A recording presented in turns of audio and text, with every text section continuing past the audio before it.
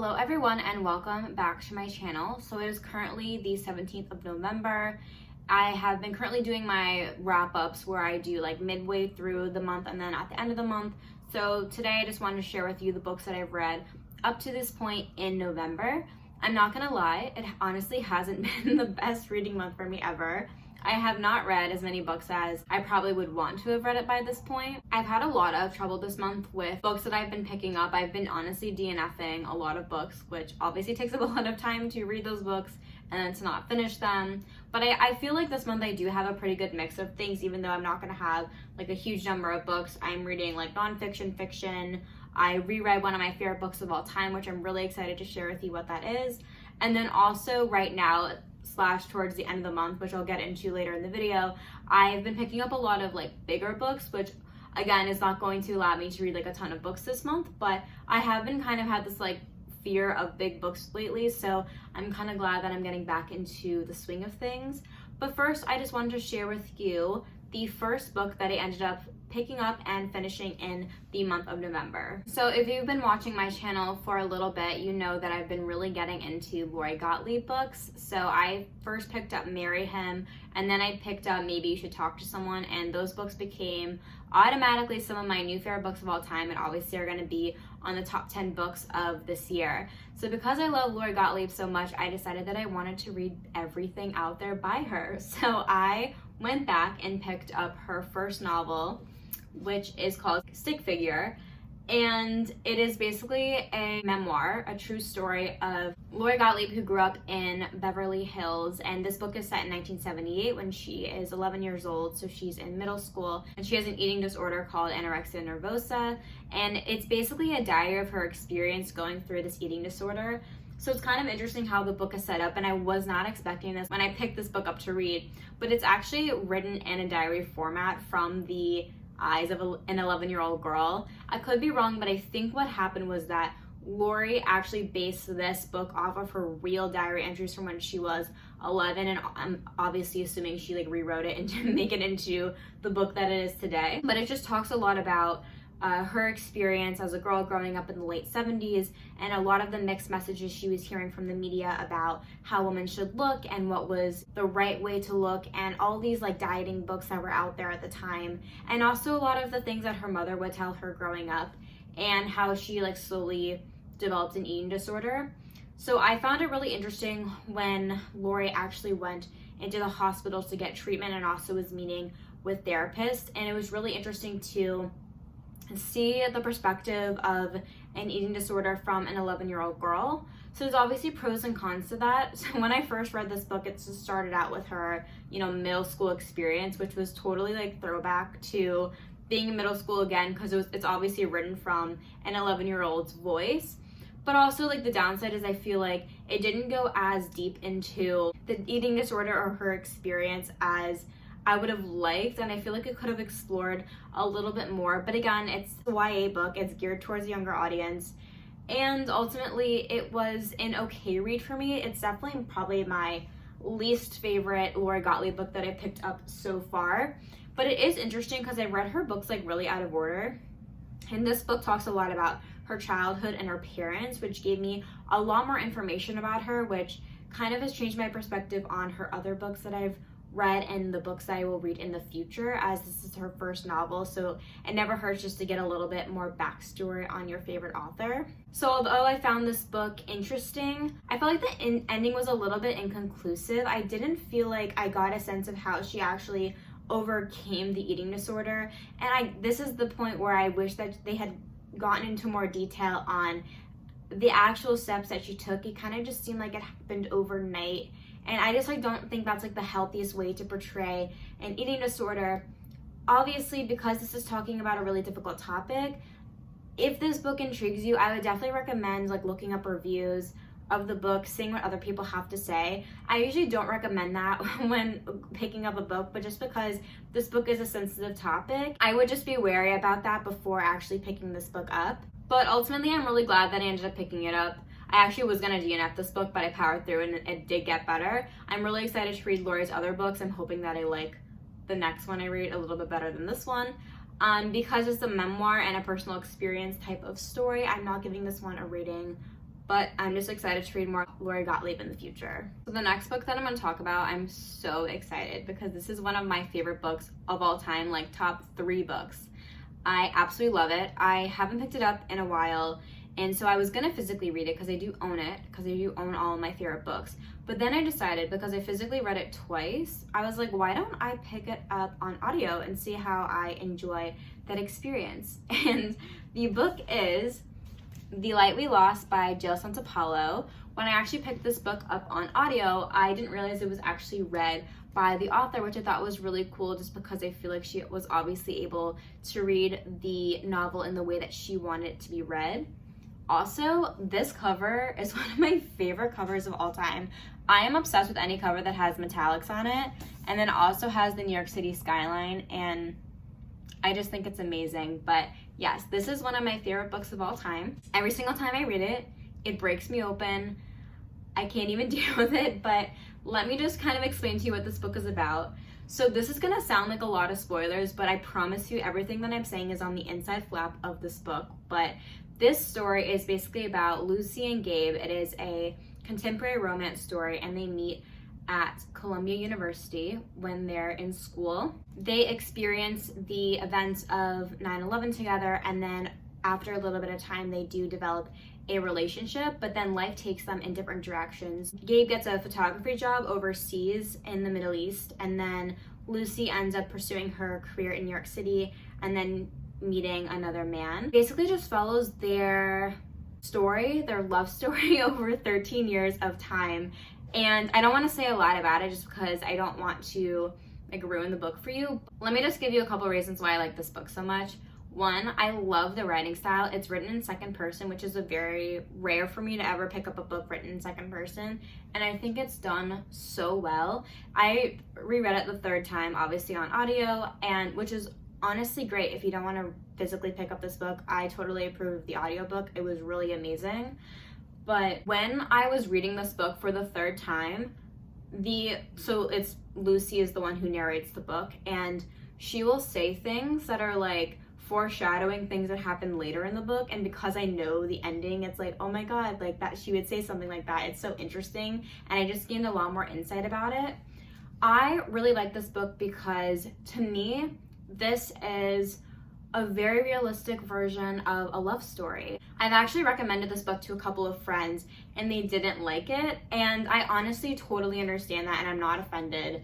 I don't think my friends liked it because the 2 main characters are imperfect and they make choices that you're like scratching your head like, why are you doing that? And they're really frustrating. But I think that when I read a contemporary love story and it's like a meet cute and like 2 people fall in love and then they live happily ever after, that to me is like, one, not interesting, and it's also like not relatable, just because when you actually go out in the world and you live life and you are in romantic relationships or any type of relationships, it's always going to be 2 imperfect people coming together, and there's going to be things that come up. And to me, this book is just like a really real representation of love. Not love like all encompassing, but for this particular love story. I really like the characters, even though they are really imperfect. And I don't know, I can't say much more about this book. I just really love it, and if it intrigues you, I definitely recommend picking it up. I just think it's so amazing. I love the writing. I love everything about it. It's also like incredibly thought-provoking. Like, this book probably has changed my perspective on life.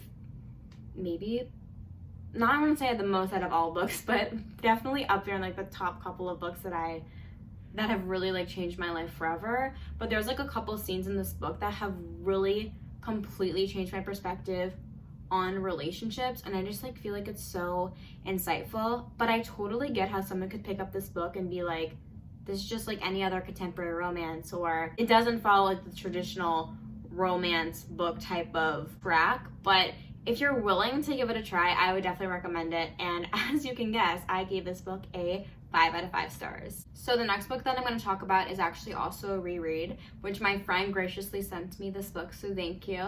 And it is The Art of Racing in the Rain by Garth Stein. So I really loved this book the first time I read it, and obviously I really liked this book again when I read it the second time. This book is really interesting. It's told in the perspective of a dog named Enzo, and his owner is named Denny, and he is a race car driver.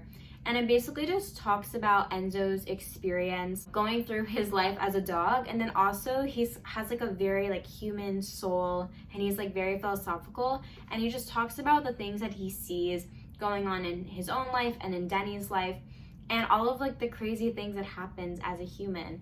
And I love this book. I think it's really heartwarming and really touching, especially if you have a dog or if you had a dog growing up. I think that it's like a really interesting concept to think that your dog has witnessed so much of your life, and it'd be really interesting to hear their perspective on everything they've seen. I really like this book. It's set in Seattle. As I said, Danny is a race car driver, and Enzo really loves race car driving because his owner loves race car driving, and he also watches it on TV. And what I think is really interesting is that I'm not really into race car driving myself, but Enzo really uses race car driving as a way to explain spiritual concepts, and this book is just so beautifully written, and you can just get so much insight out of it. I just think it's like a very heartwarming, insightful, and also a really easy read as well, but it does deal with some difficult topics, so it kind of has like a good blend of everything. So if you're looking for like a very short and like a really heartwarming book to read, I would definitely recommend this one. Just as an FYI, because this has come up with things that you've told me, or like when I've talked to my friend about this book too, but I feel like a lot of people don't pick this book up because they're afraid that it's like a really sad book about a dog, and I am a huge animal lover. I absolutely love dogs, and I cannot read about animal cruelty or really devastating things happening to animals in books. But I wanted to let you know that this book is not like that. There's not like any crazy thing that happens to the dog. The dog and his owner are like very close. They have a really strong bond. So I just want to let you know it's a very happy, heartwarming read. It does have like some difficult moments in it, but don't let that deter you from picking up this book. I gave this book a 5 out of 5 stars when I originally picked it up, and I will give it a 5 out of 5 stars now. Those are all the books that I've read so far in November. I know it's like not a ton, it's only 3, but I'm currently reading a really long book, which I actually think is going to be the longest book that I've read all year. And then I'm planning on reading another really long book. So November, I just decided, is not going to be a month for reading 10, 20 books. It's just a month where I'm trying to be really intentional about my reading. And I'm really excited to share with you guys what I pick up in the later parts of the month. So it is officially the end of November, and I wanted to go over the books that I read in the later half of the month. And I'll just start off with the next book that I ended up finishing, which was The Girl Who Kicked the Hornet's Nest by Stieg Larsson. If you don't know, this is the 3rd book in the Millennium Trilogy, and I read the entire trilogy this year, and obviously this is the last one. I would probably say that this was my least favorite out of the entire trilogy. If looking back, I would say that my favorite was the first one, and the second and the third. I ended up giving this book a 3 out of 5 stars just because I wasn't as invested in the plot as I wish I had been. So obviously I can't really go into what happened in the 3rd book, but I'll kind of just give a brief overview of the trilogy, even though this is like a very, very well-known and famous series. But the first book, The Girl with the Dragon Tattoo, is kind of like a mystery thriller, like murder mystery type book, which is really fun. So the events of the first book, in my opinion, kind of wrap up really cleanly, and I feel like that book alone can be its own complete novel. And then the second book kind of just takes what happened in the first book and expands upon it. And then the 3rd book is just the finishing up of what happened in the second book. And the second book and the 3rd book's plot didn't really interest me as much as I wish it did. One of my main issues with this book is I feel like there's way too many character perspectives, and I don't really do well with multiple point of views. So I really liked the 2 main characters, which are Mikkel and Lisbeth, but in the second book, they really get into a lot of the character perspectives of the investigators and police officers, and they did that as well in this book, and I just really didn't find that interesting. And there'd be points where this one guy was introduced in the book, and there was pages and pages and pages of his backstory, but he ultimately wasn't even that important in the entire novel. And I was like, why did you go into that much detail on his backstory when he's not even that important? And I really wish the author just kind of stuck with the main character's point of views, and then kind of once in a while went off to other people just to give more of a framework. I felt like a lot of the times when they would go off to the investigators or police officers' point of views, it never really led to any conclusions. You just kind of had some brief backstory, but it just didn't like lead to anything. And sometimes there were like subplots in the book which I found interesting, but they didn't add to like the overall like the main plot story, so I didn't really get like why he included that. Obviously, with any book this long, this is the longest book I think I've read this year, it's over 800 pages, there's gonna be points in the book that are just not gonna be as necessary. But ultimately, I did enjoy my reading experience just because like these books are just books you can fly through. I brought it on my trip, so I read it on the airplane, and it was just like really quick to read. So yeah, 3 out of 5 stars is like a solid rating for a book for me, but ultimately not my favorite. Also, just to note, for the main characters, I wish that we got more of their voice, especially Lisbeth Salander, because she's kind of the star of the entire series. I feel like the reason why people like this book series is because of her, and I feel like she just we never got her point of view. Like, there was very little time in the book that was spent in her point of view, and I think she's one of the most interesting characters. And I don't know, that kind of like bothered me because like the whole story is about her, so I kind of like want to hear from her perspective. I will say though, so the reason why I ended up finishing the trilogy in the first place is because obviously I was like very invested in it, and I wanted to see what ended up happening and what happened to the characters. So the end of the book I really liked. I obviously will not say what it is. I thought the epilogue was really good. It was really fast paced, which was surprising just because it's an epilogue, so you think it's going to be slow and wrapping up. And the very end of the book I thought was very satisfying in my opinion, and that's kind of how I would have wrapped up the trilogy too. So I was very pleased with that, and I was also really pleased to see the character growth from the first book onward. I will say, with the problem with the first book is that you don't know a lot of backstory about the main characters, and that obviously expands a lot as you continue moving forward in the series, which is of course inevitable as the story needs to expand in some way. But this is a solid read. I'm glad I brought it on the airplane. This is exactly what this book I feel like is designed for, just like a really quick airplane read, but ultimately just a really fun mystery thriller type series. So the last book I read this month was Hood Feminism by Mikki Kendall. I actually listened to this book on audio. So this book basically is talking about the feminist movement is not inclusive of all women, and it doesn't focus on meeting the basic needs of women. So some of these basic needs that she talks about is food insecurity, medical care, access to good education, and a living wage. She's saying that the basis of the feminist movement as it is today is more focused on raising the privilege of a few rather than focusing on the basic needs of many women